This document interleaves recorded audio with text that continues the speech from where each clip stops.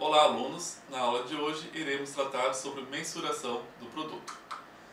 Para ver isso, nós dividiremos em 5 tópicos. Temos que entender o que é produto através dos bens e serviços, como que se dão o processo de produção, quais são os fatores necessários para a produção, para então chegarmos à definição de produto na economia e, por fim, como se mensurar a partir do produto interno bruto. Primeiro aspecto se fala em relação aos bens e serviços. Primeiramente, temos que entender que bens em geral são todas as coisas que servem para satisfazer as necessidades humanas. Em relação aos bens e serviços, nós temos os bens livres, que não exigem esforço humano para a sua obtenção, como por exemplo o ar e a luz solar. Já os bens econômicos, eles exigem um esforço econômico para a sua obtenção. Exemplos aqui muito utilizados no Rio Grande do Sul: a cuia para tomar o chimarrão e o poncho para aquecer nos dias de frio. É importante também salientar que existem certos bens que podem ser tanto livres quanto econômicos. Por exemplo, a água no rio é um bem livre. Nós podemos tomar um banho, tomar água se for uma água limpa e não pagar e não ter nenhum esforço humano para a obtenção. Já a água que chega em nossas casas, ela exige esforço humano. Então, a água que nós tomamos e utilizamos em nossas casas passa a ser então um bem econômico. Tratando agora de bens econômicos, podemos dividir de duas formas: os bens específicos ou tangíveis, cuja natureza é material, e os serviços, que são bens intangíveis e essa natureza é imaterial. Uma importante diferença entre ambos é que a produção e a troca para os produtos específicos podem se dar de forma separadas no tempo. Por exemplo, a produção de sapato, há processo de fabricação, de estocagem, de venda, transporte até uma loja, até que chegue na casa do consumidor. Já os serviços, o processo de produção e de troca se dão necessariamente de forma concomitantemente. Agora, esquematicamente, podemos então dividir os bens entre bens econômicos, que são equivalentes aos produtos, que são nosso objeto de interesse, e os bens livres. Os bens econômicos, produtos, são divididos então em serviços, que são os bens tangíveis, e os produtos específicos, que são os bens tangíveis. Uma vez tratado sobre os bens e serviços, agora vamos analisar como se dá o processo de produção. Para o processo de produção acontecer, é essencial que haja trabalho, ou seja, uma atividade orientada a um fim, que é a transformação de objetos do trabalho em bens e serviços.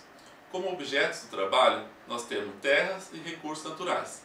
Terras seriam os terrenos, os recursos naturais temos como, por exemplo, as reservas minerais, as reservas de petróleo, entre outros. E matéria-prima é um bem que já foi processado anteriormente e passará por uma nova transformação para que chegue-se então aos bens e serviços. Por fim, os meios de trabalho são complexos de coisas que servem como condutores do processo de produção, ou seja, eles potencializam o trabalho para que se consiga, através dos objetos de trabalho, ter bens e serviços de uma forma mais dinâmica. O próximo passo, então, é entender os fatores de produção. O trabalho, agora, ele passa a ser uma característica substantiva da capacidade humana, ou seja, ele deixa de ser o verbo trabalhar e passa a ser a capacidade humana de transformar os objetos de trabalho em bens e serviços. Uma economia pode ter uma capacidade humana de trabalho superior ao trabalho que de fato é empregado, por exemplo, em economias cujo nível de emprego é inferior ao potencial, ou seja, a um nível de desemprego. Já os recursos naturais são parcela dos objetos de trabalho, que nós falamos agora há pouco, e o capital. O capital é qualquer adiantamento para a produção que é dividido de duas formas: nos meios de trabalho, que é o capital físico, e de dinheiro. O dinheiro, que é o capital monetário, é essencial para que o capitalista, o empresário, consiga contratar trabalho e recursos naturais de forma antecipada, pois o processo de produção se dá de forma anterior ao processo de venda, de troca de produtos e serviços. Agora, neste momento, então, podemos tratar o que significa produção econômica a partir da definição de Figueiredo, 1999. Produção econômica, então, é a atividade social que consiste em adaptar os recursos e as forças da natureza com o fim de criar bens e serviços destinados à satisfação das necessidades humanas. Nesse conceito, então, nós temos que entender que o processo de produto é equivalente ao processo de trabalho, pois não há como ter processo de produto sem que haja um trabalho inserido.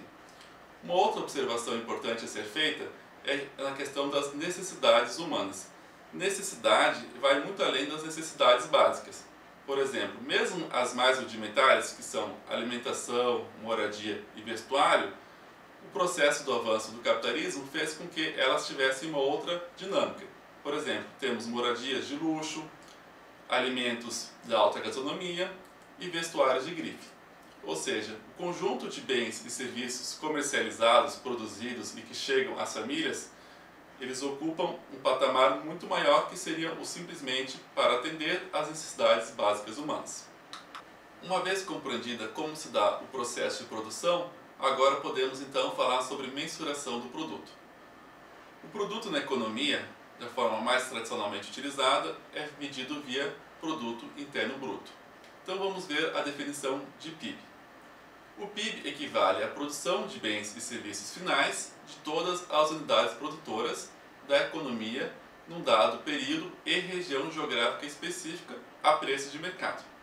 Em relação aos bens e serviços finais, nós não podemos computar todos aqueles bens e serviços utilizados durante o processo de produção. Por exemplo, no caso de uma cadeira, nós não podemos computar a derrubada das árvores, a transformação do tronco da árvore em madeira, o aprimoramento da madeira, depois a colocação junto com pregos, parafusos, na cadeira final. Se nós fizermos esse tipo de medida, nós estaremos incorrendo no problema de dupla contagem, e é o que temos que evitar. Deste modo, nós tratamos apenas a produção da cadeira no cálculo do PIB. Outra observação importante é em relação às unidades produtoras da economia. Normalmente nós pensamos apenas como as empresas como unidades produtoras. Na realidade, as famílias também são responsáveis por parte da produção, por exemplo, quando constrói a sua própria casa e adquirem os bens e serviços e contratam os trabalhadores necessários. O governo também é responsável por parte importante da produção. Mesmo que o seu trabalho envolvido não incorra em produtos e serviços mercantis, ele também faz parte do processo produtivo da economia. Outras observações relevantes. Quando falamos de período, nós temos que especificar, pois o PIB se trata de uma produção corrente, ou seja, temos que definir qual é o período, se é o trimestre, semestre ou ano.